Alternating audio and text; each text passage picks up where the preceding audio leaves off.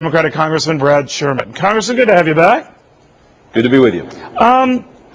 Here's my theory on this, Congressman, and just work with me on this.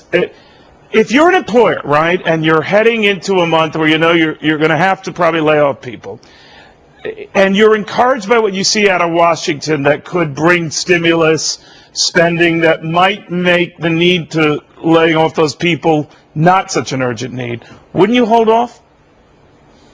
Well, I'd hold off if I could, but what's going on in Washington now is going to affect the economy 6 months from now, and most employers who are laying people off in February couldn't afford to wait 6 months. You also have to look at the experience we had under Ronald Reagan. For the first 2 years of his presidency, the unemployment rate went up steadily, month after month, peaking in the double digits. And it's an article of faith here on the Fox network that Ronald Reagan's policies, especially in his first 2 years, were outstanding policies for the economy.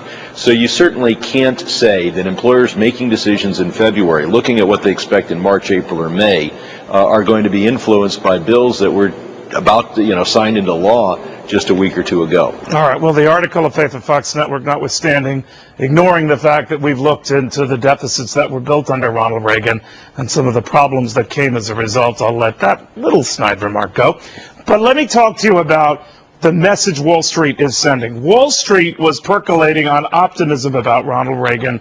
This president isn't enjoying that. Now, to be fair, the situation is something that's dire. It was dire back then, of course.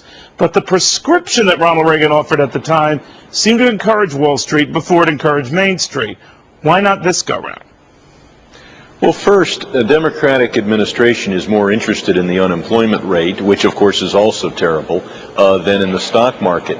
You're going to see under a Democratic administration a shift of wealth away from the giant corporations into ordinary working people, many of whom own a few shares of stock, but of course the vast majority of stock is owned by those at the very top. Yeah, but so when you say you shifted from those corporations, Congressman, those corporations hire the very people you and the president champion. So why make this sort of like a warfare thing? Well, we certainly want employment. We want the corporations to do well, but under a Democratic administration, you expect when there are productivity gains that more of those are shared with workers, less are shared with stockholders.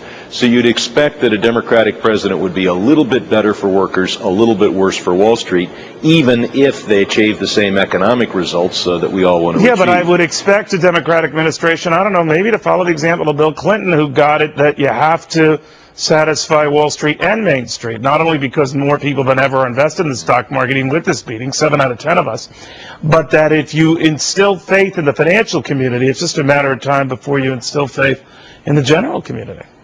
Oh, look, Republicans are interested in Main Street. Democrats would like to see Wall Street do better. It's just a somewhat different So are you emphasis. now, let me ask you then, Congress, are you worried by what you're seeing? You're right, and quite accurate to say it's very, very early. But this has not exactly been an early ringing endorsement. I talked to a lot of Wall Streeters, many of whom are Democrat, who would just say, I'm worried about the direction. I'm worried about the anti-capitalist tone, the almost socialist overture. Now, they might be overstating things, but they're not overstating it in what they're doing. What do you make of that? Well, I think we're all worried about this economy, and we should be. I'm not in full agreement with the economic policies we've adopted so far. There was a key provision in the House bill that was stripped out in the Senate at the demand of the 3 Republican kingpins, the 3 Republicans who are willing to vote to consider the stimulus bill.